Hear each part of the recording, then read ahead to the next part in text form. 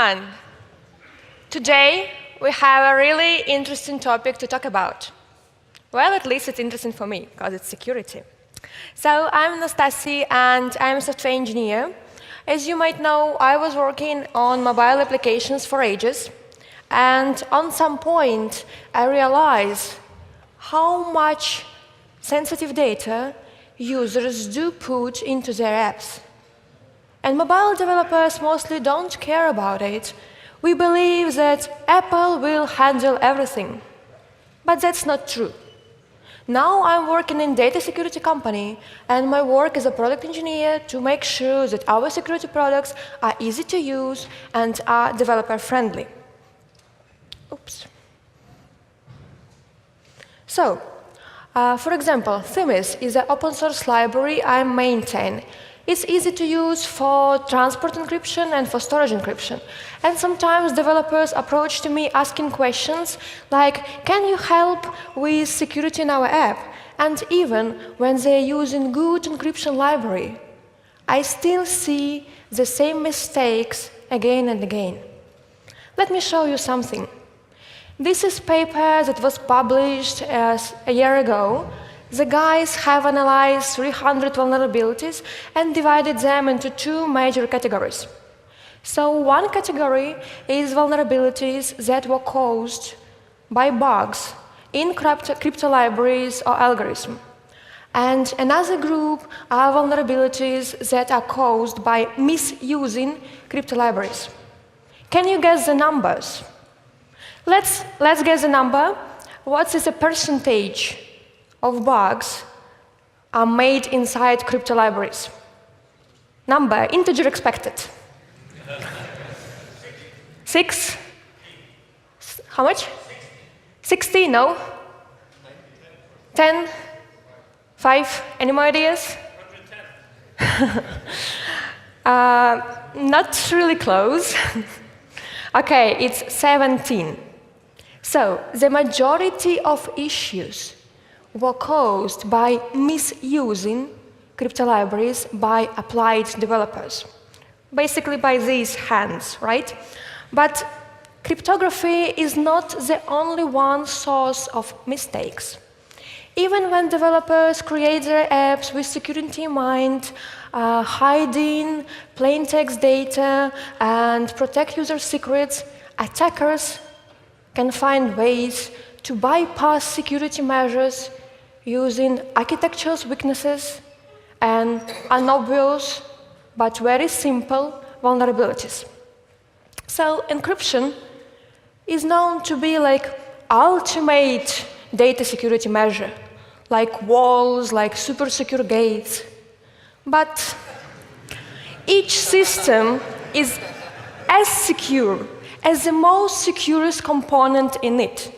By the way, this is a real photo I took in San Francisco. So if someone can steal user password using fake alert, encryption is useless. And today, we're going to talk about all these bits and pieces that are necessary to make your app more secure against simple vulnerabilities before doing really complicated things like encryption. So, among these easy things, we're going to talk about handling user secrets with care, input validation, careful logging, handling transport connection, and some tips and tricks that can confuse attackers. But let's talk about sensitive data. This is a definition from GDPR. In short, any data that can identify the user should be protected. And this is top 10, or I would say top 5, because I have cut the image, reasons of app rejections by Apple during April. You can see the reason number 3 is bad data collection and storage. And the 5th reason is also about privacy. It's about accessing and using geodata. Let's talk about privacy. First mistake I see really often, and I'm sure you also have seen it, is showing sensitive data on the app screen during app switching. I can name you like at least five bank applications that show your card balance during app switching. I can name you secret chats that do the same, but it's really easy to implement. All you need to do is to implement app will resign active and add some black subview on your window, then remove this subview on app did become active. Super easy. Some applications prefer to take a screenshot and to blur screenshot. It's also fine. I recommend you doing this on any screen in your app when you show protected data. Because if user press the home button, this data can be shown during app switching, right? And I found a library for that. The library name is Screen Shield Kit. They claim that they can intercept any screenshot, including screen recording and QuickTime recording. They are closed source, and they have this patent-pending technology. I haven't used this library, being honest. I'm super curious how they work. If you had chance to use it, just let me know, because I'm really curious, you know. I saw videos on their site, and this looks really promising. By the way, do you remember this blog post by Felix? Felix, say hello to UIKonf. So this is a blog post about camera permissions. Basically, if user has granted camera permission, your app can take photos from front camera, back camera, use face recognition, face detection API without showing it to the user. And, well, you know this golden rule of permissions. Check what permissions you're asking. Don't ask permissions you don't want, don't really need, and don't do it immediately. Of course, on Android, things are even worse. But the idea is to minimize the amount of data your application works with. Moving next to the input validation and password rules. So the point of input validation is that when done correctly, it can stop a number of attacks you cannot foresee. You might need to limit a reasonable amount of characters for name, for email, and what is more important, when you're doing mobile app, the input validation should be on both sides. You should validate input on the app, and you should validate input on the server side. Basically, in any microservice of your system where you get the data in, you should validate the data.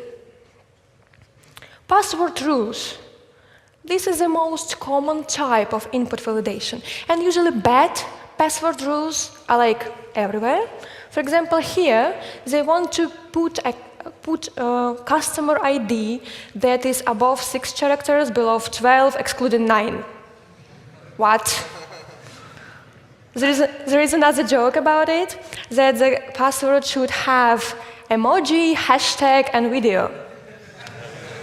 What? If you know, May 3rd is the World Password Day, so Nutella has suggested to use the word Nutella as a password. Never use it, okay? I'm sure it would take attacker less than a second to crack this kind of password. What are the good password rules? Size matters. Longer passwords will take more time to crack. Basically, that's it. You should not limit the amount of characters. You should not limit the characters themselves because it decreases the entropy. You should disallow using typical passwords like Nutella, QWERTY, GodSex, Love, you know the things. And of course, promote password managers and password generation tools.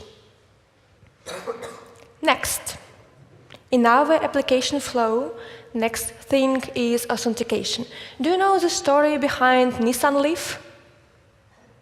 Several years ago, Nissan Leaf was hacked through the app because they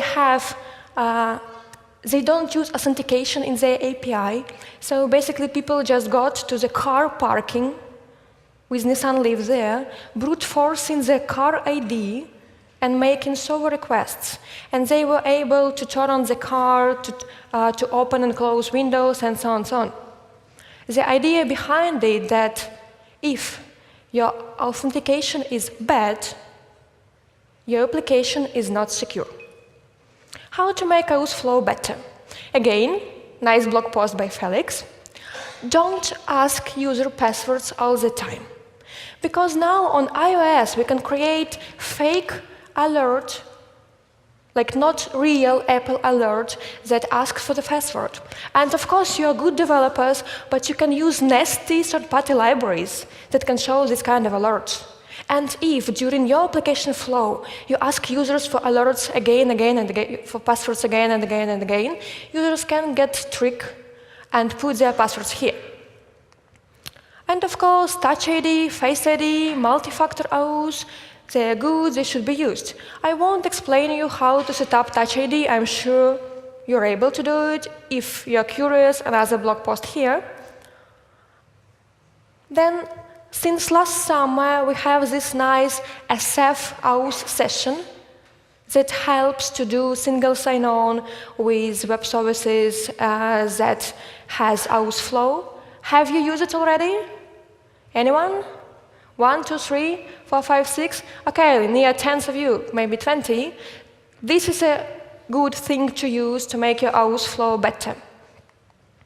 And of course, password autofill. You can use iOS 11 API and set up UI text content type as username or password, and your users will see this small key icon and can press it, and they can select which account to use. If you want to connect your application to your website, you can add associated domains to your app and a special file to your website for iOS to recognize that the account is basically the same. This is good. Use the things. Making auth flow better and less complicated for users is good. Yet, you should ask user password anywhere when the user is accessing or changing their personal data. And one more thing. Please test your login flow. Do you remember macOS High Sierra, right?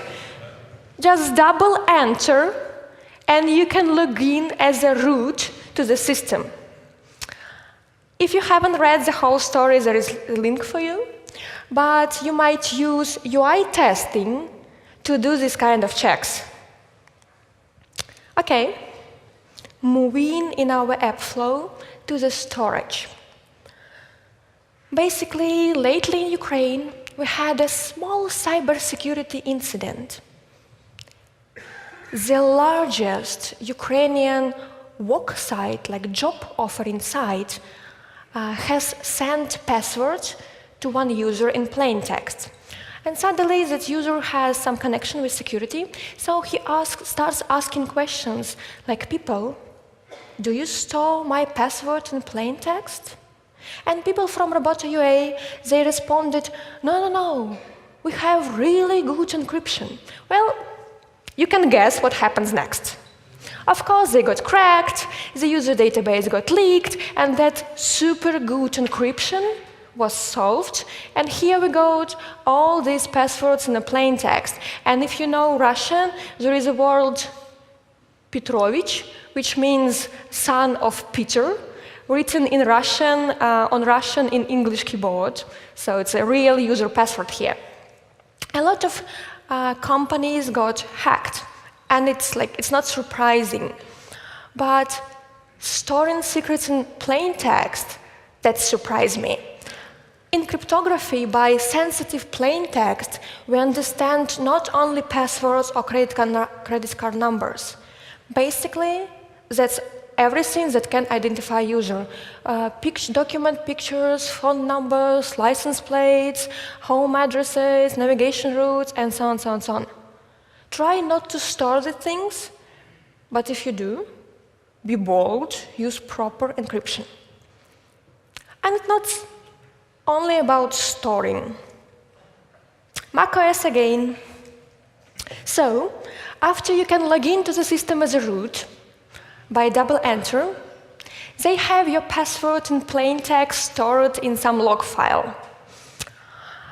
And a lot of companies put passwords in a log file, like Twitter.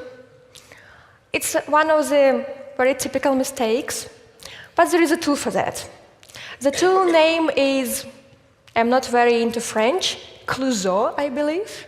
It's like Inspector Clouseau from Pink Panther.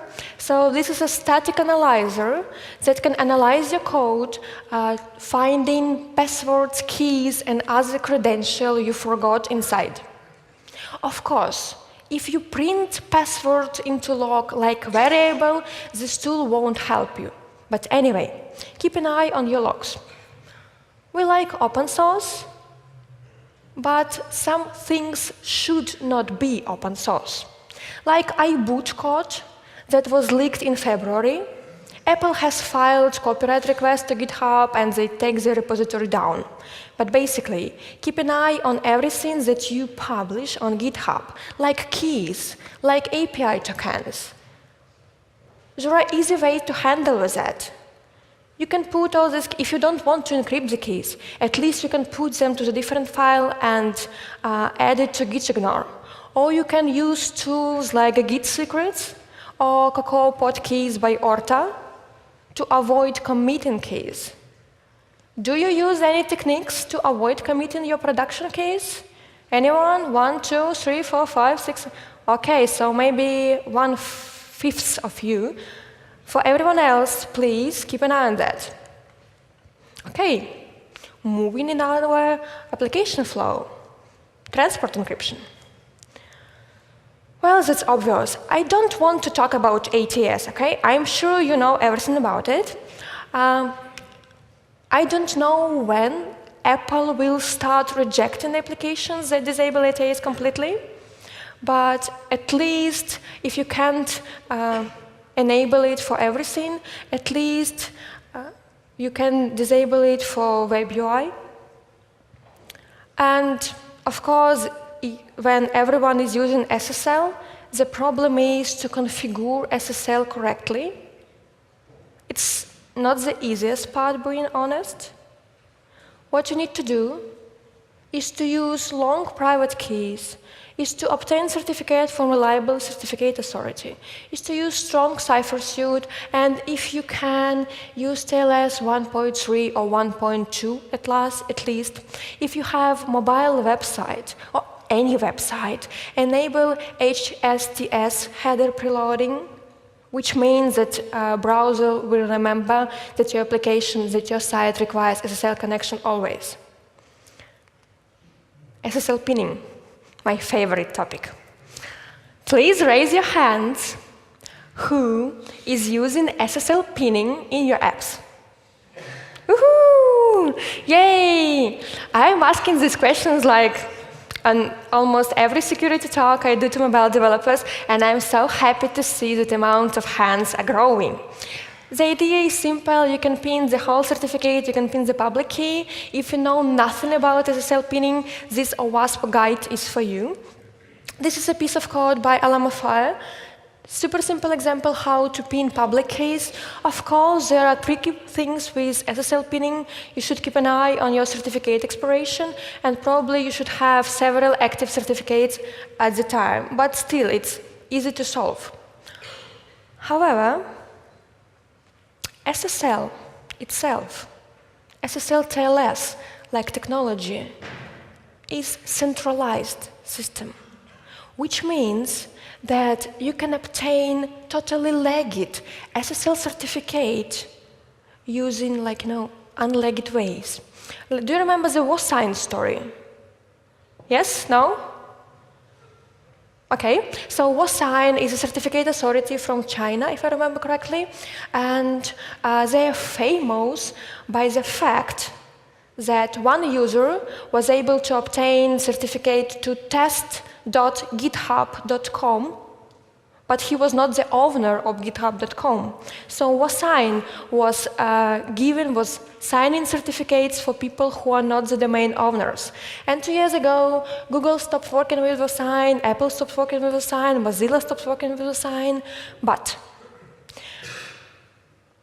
In China, in Kazakhstan, governments can obtain certificates, SSL certificates for sites like google.com and provide you a governmental man in the middle reading all your communications, because SSL is centralized. It's not only about certificate, it's about certificate authority as well. If you use really sensitive data in your app, you might need another layer of encryption above SSL. This is an example of Symmetrical Session, is an encryption layer above WebSockets. Really easy to use, just put keys and start session, and you will get end-to-end encrypted channel, you will get forward secrecy with rotating encryption keys all the time, you will get strong cipher suite, and so on and so on. Well, I'm obviously biased, okay? I'm working on the things. Let's move, let's move forward. Xcode Ghost. Do you know the story about Xcode Ghost? Do you want to hear the story about Xcode Ghost? Yes. Okay, so Xcode is really large. 5 gigabytes, 6 gigabytes, it takes you ages to download. In China, they have this golden firewall, right? And the connection is super laggy. So what people do, they download Xcode from Apple and then put it to the torrents inside country. So developers can download Xcode from torrents. But this is the trickiest part. Somebody has hacked Xcode and add malicious code in it. So developers who were downloading Xcode from torrents got this malicious version of Xcode, which was totally okay while you're developing. But when you were going to push your application to the App Store, this malicious Xcode adds some malicious code into your app that grabs user credentials, all sensitive data, and puts it somewhere on their servers. This is why it's Xcode Ghost. Of course, Apple noticed this thing, and they banned all the applications. But the main idea behind it, don't download anything from not secure channel. For us, it's not only about Xcode, of course. It's about libraries like CorePods. It's about EDAs. It's about tool you're using. Again, nice post by Felix. So if you use non-secure channel, anyone can intercept the connection. And instead of downloading good library, you can download malicious one without even knowing about it. So think, if you really need to use this library, read this awesome blog post, check the server certificate, check the hash sum of the downloaded binary. And if you're under GDPR, check what kind of data you're gonna share with this library. Maybe you don't need it at all. Because it's your responsibility. It's your app, it's your responsibility to take care on all these third-party libraries. It's up to you to see, to check. If these libraries has critical bugs, if they have security vulnerabilities, it's up to you to patch them. Of course, there is a tool for that. As you know, GitHub introduced security alerts, which are working for JavaScript, Python, and Node.js, and Ruby, I believe, right? And I recently got an update from NPM that they have new command npm audit that will check your npm libraries. But for us, for mobile developers, I found these two tools. They are plugins to your continuous integration process that checks your libraries, your dependencies, and they are analyzing the open source, the open vulnerability databases, like OpenCV databases, to find if this open source library has known to have vulnerability in it. And if they find, they can monitor you. And some things are really smart. They can show you exact commit where this vulnerability was fixed, so you can get this commit into your code. I haven't used this too, okay? I checked with white source. I think they have plugin for Objective-C and Swift. Snyk, I asked them a question in Twitter like, do you support iOS? Because they support server-side platforms. They didn't respond me, so I don't know. But I'm telling you that third-party libraries are your responsibility, and you should keep an eye on them. OK? OK, we will. Thank you, Anastasia. You're welcome.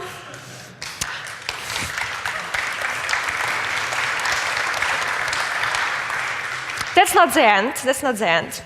So, other fun things to do. We are still, if you remember, this is the talk that is called like X things you need to know before implementing cryptography. So we are talking about easy things, OK? Other easy things to do. When I talk about key protection, a lot of people think about obfuscation. There are different ways to obfuscate keys. You can store them like hex variable. You can permutate strings like characters inside. And obfuscation depends on social engineering. So the goal is to confuse attacker.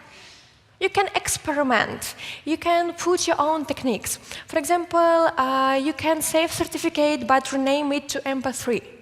You can rename your XIBs and NIBs. Because I know the application, the macOS application, that is being targeted, that is a target for like making malicious clones of this app. So they just copy all the NIB files and create similar looking application and spread it into the same world, into the same name. So, and of course, there are some obfuscation tools for iOS as well. Do you use any obfuscation techniques? Anyone? 1, 2, 3. Do you find it helpful? No? For me, it's not really helpful, but fun. Of course, there are plenty of other things to do. Mobile applications, they don't live in a vacuum, you know? There is a server side, there is a whole infrastructure behind. So, set up firewalls. Set up intrusion detection systems. Do you know what is CM? This is a system of analyzing logs and events of your apps, of your infrastructure, and showing you alerts if it detects some suspicious behavior.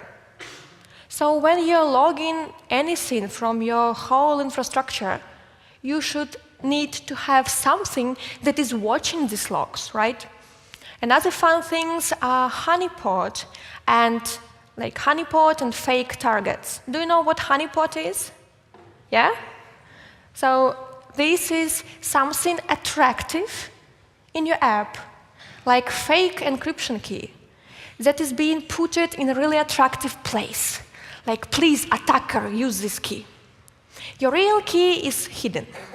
So attackers, like flies, fly to this honey and use this key, and it's up to you to monitor logs and to see, someone is using my fake key. Someone is trying to break into my system. I need to block these APIs, I need to block this client ID, and so on and so on. So these are fake targets inside your apps. If your application has in-app purchase, and for example, free user and pro user, maybe somewhere you have a method, check if user is pro. And it's easy. I know that a lot of apps are being hacked. They just change the result of this method to yes, return yes. If the user is pro, return yes. And it's an easy way to hack your app without digging in really deep. So it's up to you to set this kind of obvious method somewhere and to rename your real checks into something less obvious. And poison records. Do you know what poison records is? Should I explain? Yes? So poison records is, basically, let's imagine these are strings or binary data inside your databases that should not be read. So your application, your legit application, will never read these records. And again, the idea is the same. If you see that someone is trying to read this, to access this record, to read this record, and you are sure that your application is not doing this, this is somebody who wants to attack your system. You monitor it, you find suspicious behavior, you block suspicious behavior. Okay? Yes, yes. So, remember, if you do easy things, if you do complex things right, like encryption, but you are not very good in doing all these easy things, you are in a bad situation. I would say fucked up, but you're in a very bad situation, and your application can be cracked easily. So, let's talk about complex things. Cryptography is all about storing data, storing data encrypted, storage encryption, transport encryption, and key management. And of course, there is a lib for that. This is a super easy chart how to select library for iOS. In short, if you want to encrypt data in storage, you can use any good iOS wrapper. There are plenty of them. If you want to add some integrity checks to your stored data, I would recommend you to use libsodium if you're able to compile it on iOS, or Themis, which is easily compiled. About transport encryption, there are a lot of algorithms that solve the narrow use cases. Like, we can use OTR kit for chat. If your use case is really broad, and if you don't want to rely on SSL, again, Themis Secure Session, well, I'm biased. Of course, there are plenty of libraries that are set of crypto algorithms. Not the box solutions, but a lot of crypto algorithms, and it's up to you to use them if you feel brave. If you know what's the difference between IIS CBC mode and IIS GCM mode. If you know what kind of padding you need. If you know what is Oracle padding attack that can happen if you're using wrong padding. So you may know it, and you may use libraries that provide you just algorithms. If you're out of this shiny world of cryptography, maybe you can look for libraries that have solutions in one method that you can use. So, let's wrap up. Remember the TMobile Twitter. Again, someone has asked, do you really store my password in plain text? And TMobile says, yes, why not? We can be hacked because our security is amazingly good. Never do the same. Of course, like few hours ago, several hours after that post, they got hacked, and this nice alert box, what if our security is amazingly good, was shown on their website. There is no amazingly good security, okay? Nothing is really secure. At least don't say it is secure. So, let's wrap up the whole idea.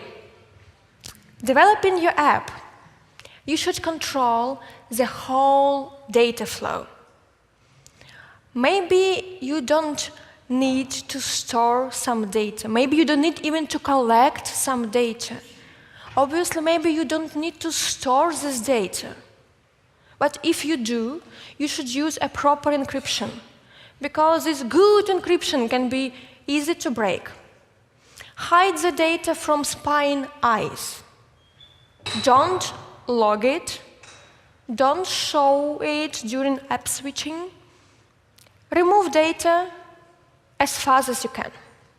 Keep an eye on all your dependencies, because it's your responsibility.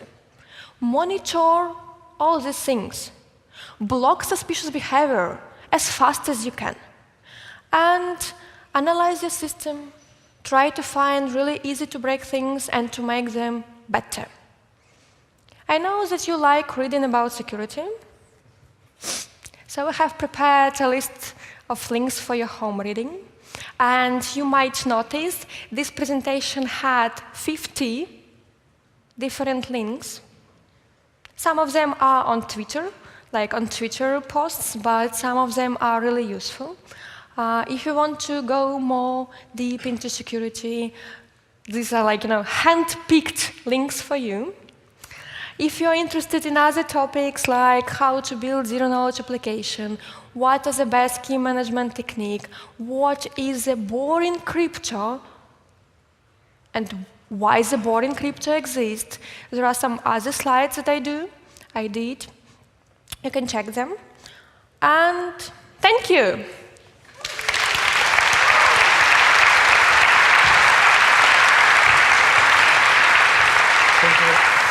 Thank you very much, Anastasia. We have time for a couple of questions from the audience. Do we have any questions? Do you have any questions? Anyway. There is one over there. Okay, just before we start, anyway, I'm going to be here till tomorrow after lunch, so you can find me here, you can find me in Twitter, and ask any questions about your apps. So, what kind of question do we have? Yeah. Is there a honeypot link in your talk? Is there what? Honeypot link? No. I'm pretending to be good, okay? So I'm pretending to be good, white hat, and all these things, so feel safe. Over there. Hi, so you told us about obfuscation, but for seasoned attacker, I think it's quite easy to de-obfuscate whatever you did. So does it make sense even obfuscate something? You see, that's true. I told you about obfuscation on the end in this section other fun things to do. So obviously, obfuscation is not your first security step you should do, okay? There are so many serious things you should handle. Obfuscation is more like fun, additional step you can do to make your security more, to make your app more confusing for attacker. It's not a silver bullet. If you don't have time on it, don't do it. Spend this time on more serious things. Okay? Last question. What's the goal from blocking screenshots? You mentioned before there's a library to do that. If at the end one can take a picture with a different device, I missed the goal of blocking screenshots. Well, sometimes an application like in chats, like Telegram secret chat, for example, you know this feature. If you're in a secret chat and you take the screenshot of like secret chat that was supposed to be gone, they show in the chat that, hey, opponent has taken screenshot. So it's an indication for someone that you are sharing data that can be like leaked by screenshot. So if you're super paranoid and if you're working on an app with this kind of functionality, like Confide, the chatting application, like Telegram secret chat, if you have any really sensitive data on your screen you don't want to be screenshotted, I believe that's the reason behind it. And they claim to block screen recordings as well. So if you have like sensitive content that you can actually record and watch and send someone. Yeah. But if a user, I can take a picture using a different phone of that conversation, then like, what's the final goal of it? It's not an ultimate measure of security, of course. But to take a picture of from different phone, you need to have this different phone, right? This is an additional step. All these things are just additional steps that you can improve in your app. There is nothing like super secure. You can make one security measure, add another security measure, and another security measure, and another, until it can be really complicated for attackers to spend time and money to crack your app. That's the whole idea behind. But you're right. All right. Thank you very much. You're welcome.